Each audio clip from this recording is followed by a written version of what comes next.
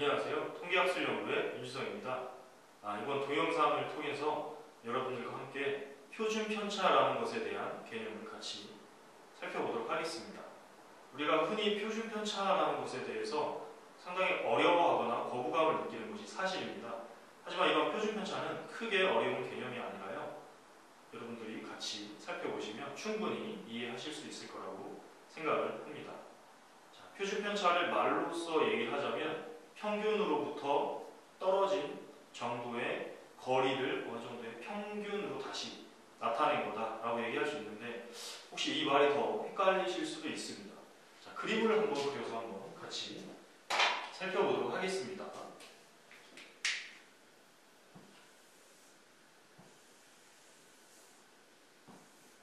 자, 이러한 정규분포가 있다고 보겠습니다. 이 정규분포라는 것은 통계학에서 상당히 중요한 분포라는 것을 알고 계시죠? 자, 평균 중심으로 데이터들이 몰려 있을 거고, 그죠? 평균과 멀리 떨어져 있는 데이터들은 상대적으로 일어날 확률, 그 데이터의 개수가 작을 것이다 라는 것이고요. 이 평균을 중심으로 좌우 대칭일 것이다 라는 특징을 갖고 있는 것이 바로 정규분포라는 겁니다. 여기서 중요한 것이 분포. 그럼 분포는 무엇이냐?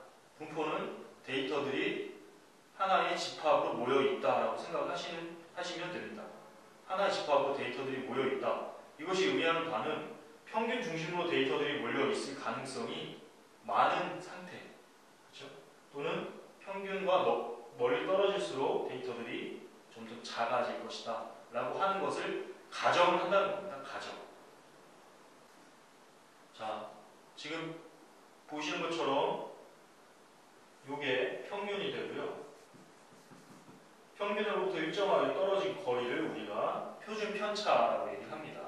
자, 우리가 지금 얘기하고 싶은 게 이 일정한 거리, 표준 편차라고 하는 시그마에 관한 내용입니다. 우리가 평균만 중요하게 생각하면 되는 것이냐 라고 할 수 있는데, 평균은 사실 실제 데이터들의 특징을 하나의 값으로 요약한 거고요. 표준 편차는 평균으로부터 떨어진 데이터들이 거리가 어느 정도 떨어져 있느냐를 요약한 값이라고 할 수가 있습니다. 그래서 평균만 안다고 해서 그 데이터의 전부를 파악할 수 있는 것이 아니라, 사실은 표준 편차까지 이해를 하고 있어야 그 데이터의 범위가 대체적으로 여기서부터 여기까지다 라고 충분히 이해할 수가 있는 것입니다. 자, 정규분포 같은 경우에는 이렇게 표준 편차를 하나의 단위만큼의, 그리고 이 안에, 또 이 안에, 그렇죠? 좌우로 각각의 1시그마씩, 1표준 편차씩의 범위 안에 약 68%의 확률로 데이터들이 있을 것이다. 즉, 다시 말하면 데이터들이 이 1표준 편차 안에 있을 확률이 약 68% 정도가 될 것이다 라고 가정을 해놓은 분포입니다. 자, 마찬가지로 우로 또는 좌로 1시그마씩 더 가게 되면 전체는 여기는 2시그마가 되고요. 그렇죠? 여기도 2시그마가 돼서 전체 토탈 4시그마가 됩니다. 이 4시그마 안에 데이터들이 발생할 수 있는 확률이 약 95%, 약 95% 정도가 확률이 생깁니다.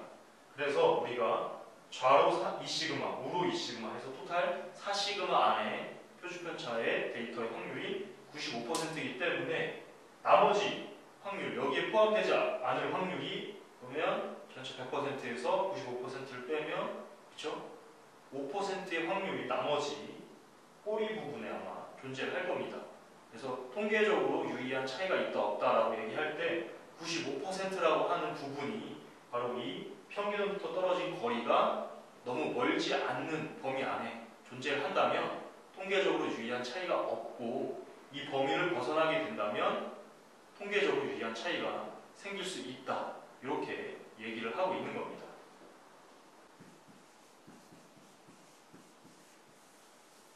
우리가 논문이나 보고서를 쓸 때 지금처럼 n 플러스 마이너스 sd 또는 평균 플러스 마이너스 표준 편차, 이런 식으로 표기를 하는 것을 아마 보셨을 겁니다. 우리가 이제 표준 편차에 대해서 배웠으니까 이 표준 편차라는 것이 어떤 의미를 갖는지를 설명을 할 수가 있어야 됩니다. 그래서 보고서나 논문을 통해서 얘기를 할 때는 예를 들어서 평균이 30이었다. 표준 편차가 플러스 마이너스 3이었다.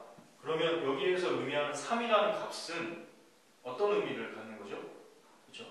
평균이 30이니까 30을 중심으로 좌로, 즉 30에서 3을 빼면 27, 그리고 30에서 3을 더하면 33. 이 범위 안에 있을 데이터가 있을 확률이 약 68%의 데이터가 몰려 있을 것이다. 확률적으로 데이터가 여기에 많이 몰려 있을 것이고 여기에 몰려 있을 확률이 약 68%가 될 것이다. 이렇게 생각을 하는 겁니다. 그래서 이 뒤에 있는 표준 편차 SD라고 하는 값은 이렇게 해석을 하는 겁니다. 물론 우리가 이걸 특별히 해석을 하진 않지만 보고서에서 표준 편차가 이렇기 때문에 여기 안에 68%의 데이터가 있을 확률이 된다. 이렇게 해석을 하지는 않지만 그러면 우리는 이런 의미를 충분히 이해를 하고 있어야 됩니다. 자, 한 가지 더 예를 들자면 표준 편차가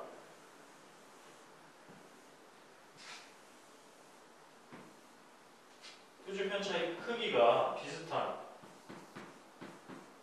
데이터야지만, 그렇죠? 통계적으로 비슷한 상태여야지만 얘네는 평균만 틀려. 이렇게 얘기를 해서 비교를 할 수 있다는 겁니다.